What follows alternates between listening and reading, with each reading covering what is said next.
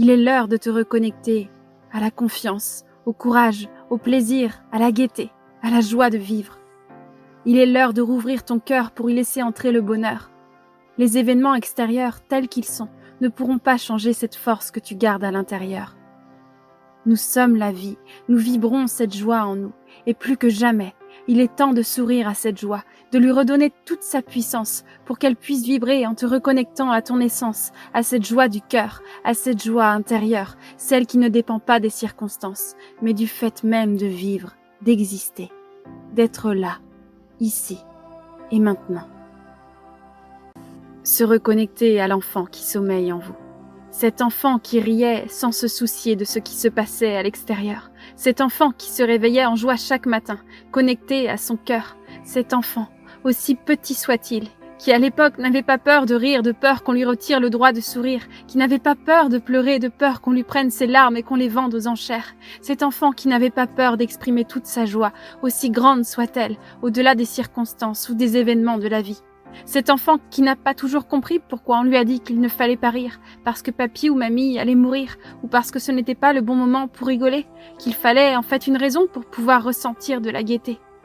Cet enfant, vous pouvez aujourd'hui l'écouter, lui dire qu'il n'y a jamais de raison pour sourire à la vie si ce n'est que la seule raison, c'est celle d'être en vie. Vous allez pouvoir revenir à ressentir cette joie que vous ressentiez enfant, et enfin de nouveau sourire, au-delà du temps. Parce qu'au-delà de tout ce qui se joue dans la matrice, notre esprit peut nous ramener à cette joie dans le cœur. Parce que vous savez, on parle de dépression, de dépression. On laisse aller la pression, et quand cette pression atteint le fond, c'est de là parfois que surgissent enfin nos besoins les plus importants. Quand tout se mélange et que l'information arrive en masse, quand nous ne pouvons plus faire face à toute cette foule, à toutes ces soi-disant obligations, c'est là qu'alors surgit notre plus grande force. Parce qu'une fois qu'on a touché le fond, on ne peut que remonter. Du néant surgit alors la lumière qui nous propulse vers l'avant, qui nous ramène au présent, à ce qui nous fait vibrer vraiment.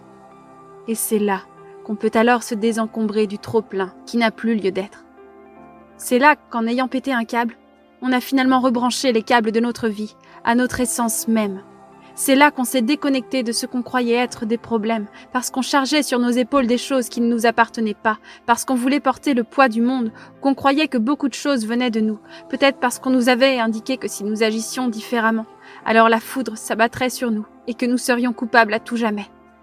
Mais aujourd'hui, nous avons compris que nous avons le pouvoir de changer les choses. Mais il y a un temps pour tout, un temps pour participer au changement, et un temps pour se préparer à ce changement, à cette métamorphose, un temps pour se reconnecter à soi, pour se concentrer à l'intérieur de notre être, pour se concentrer sur le rire de nos enfants, sur chaque instant, sur un coucher de soleil, sur un oiseau qui se pose à la fenêtre, et chaque détail devient alors une évidence, comme un signe pour nous recentrer et sortir de la transe.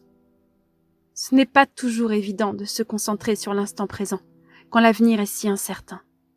Et c'est pourtant en se reconnectant à soi qu'on se reconnecte à la vie, pour pouvoir élever ses vibrations et ressentir encore cette joie infinie.